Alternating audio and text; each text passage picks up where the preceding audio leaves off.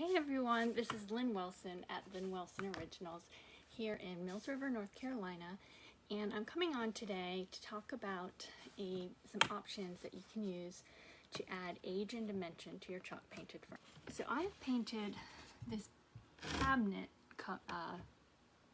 door in my base color of my dresser, which is Driftwood. It's a Dixie Belle color, and it's a gray with a slight brown undertone to it, as opposed to their manatee gray, which is more of a true gray. I like manatee when I'm going to be using white or cottage look, and I like Driftwood when I'm doing more of a farmhouse look. So these boards are a great way if you want to experiment with a look. You can pick them up. I get this at Habitat Restore, and usually they're about $2 or $3, and then you can practice your finish before you go to your furniture. So this has just one coat of Driftwood, and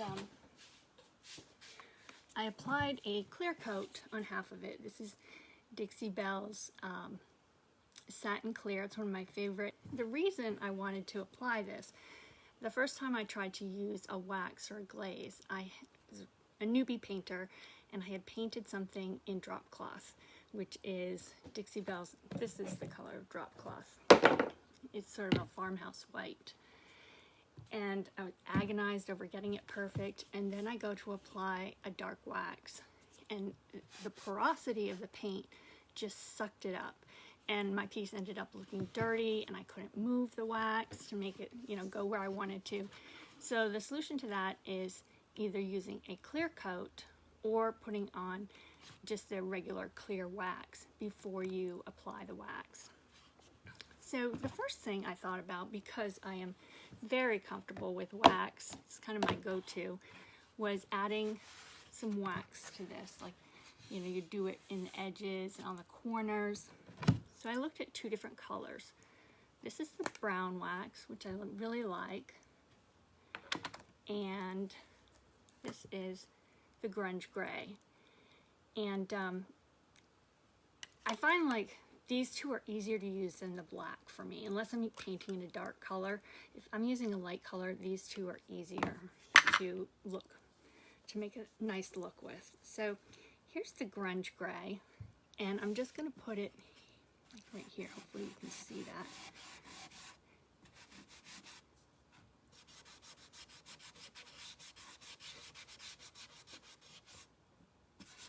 So with this piece, it's really nice, this door, because it has some grooves, and that's really where wax excels, when you're getting into corners and grooves or carvings. And then this is the brown.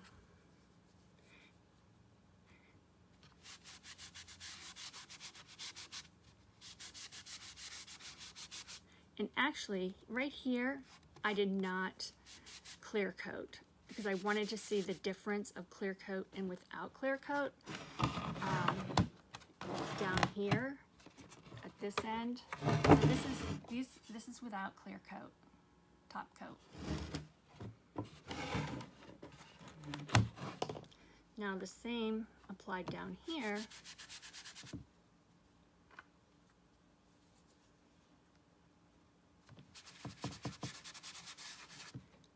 I'm going to be able to wipe this off a lot easier.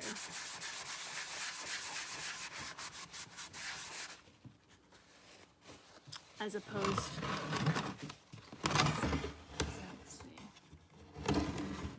so it's right here. So I was pretty much able to wipe a lot of that off, as opposed to over here, where it's definitely going to stay in my furniture more. The other option that I considered was a glaze.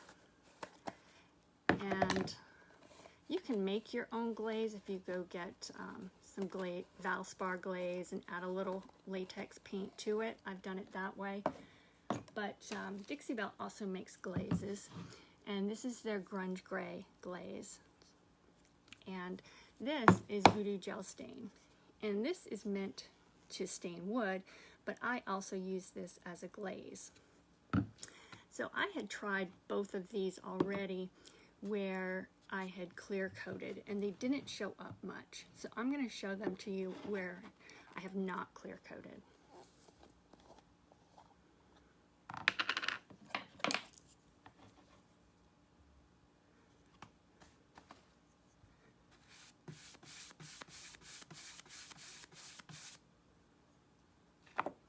So that's the Grunge Gray Glaze.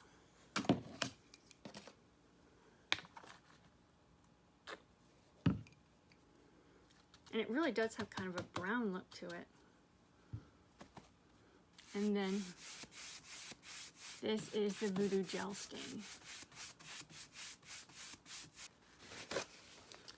And particularly if you do this where there's a clear coat, you can wipe it back. And generally that's what you're doing with glazes. You're wiping them back while they're still wet. Let's see. So it's right here. This is the brown, and then this is the Grunge Gray. Let's see. So it's right here. This is the brown, and then this is the Grunge Gray.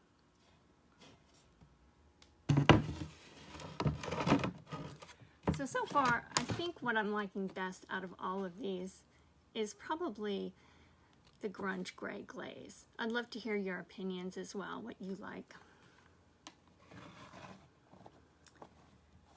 Now, I also considered blending, and I am not an expert paint blender, that's for sure, but it does make it easier if you use colors that are close in tone. So when I'm looking at Driftwood, it's a gray with a brown undertone. Naturally, I think of Gravel Road, which is also a darker gray with a brown undertone, and Drop Cloth. This is the white, which has a tan undertone. So the thing with glazing, or with blending, you need several brushes. You're going to need a brush for each color. And then you may also want to have sort of a clean brush so your colors don't get muddy. And you can see here, I practiced doing some blending in this quadrant.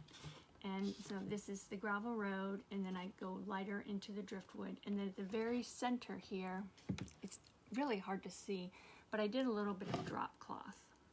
It took me a while to figure out blending. Like first I would paint my entire piece one color and then go back and think I wanted to blend. But if you start your first coat, you could put the colors you want in roughly the areas that you want them. And it's important to have a mister bottle to keep your brushes damp and your paint damp. And the next color I'm going to go to, I've got to keep my brushes straight here, to add some of the Gravel Road in. And you can see where they're overlapping that it's pretty easy to blend these two.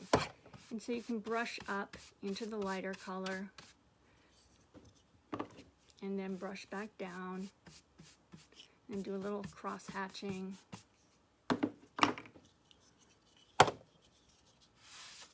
And so right now my brush is getting too light. So I'm actually going to grab yet another brush and go back to my Gravel Road.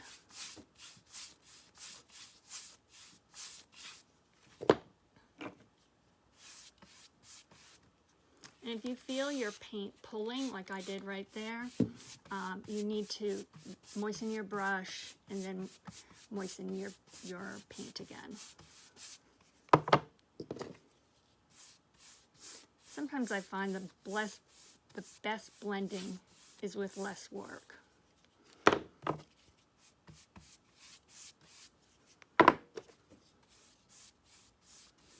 So I'm pretty happy with this area right here. So I'm going to move on and put some Drop Cloth in the middle.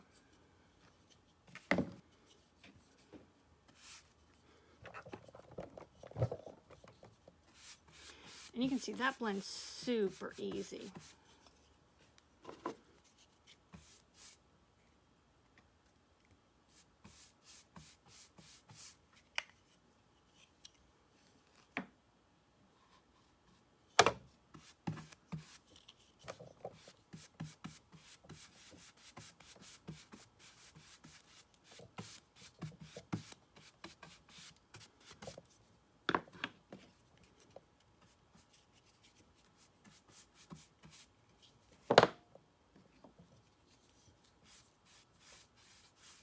You really want to use a light hand when you're doing this. Just kind of whisking the color across. So that is the third option. Did anybody say? Well, anyway, I appreciate all your suggestions, and if you have any questions about Dixie Belle products or chalk painting in general, please feel free to message me. I have a website, Lynn Wilson Originals, and I also have blog. I'm going to be adding a blog about what to look for when you buy a piece of furniture, because I've made 2 bad purchases recently. If you want to see my work, I'm on Pinterest and Instagram. I'd love for you to follow me on Pinterest, Lynn Wilson Originals, and hope you guys have a great day. Talk to you soon. Bye.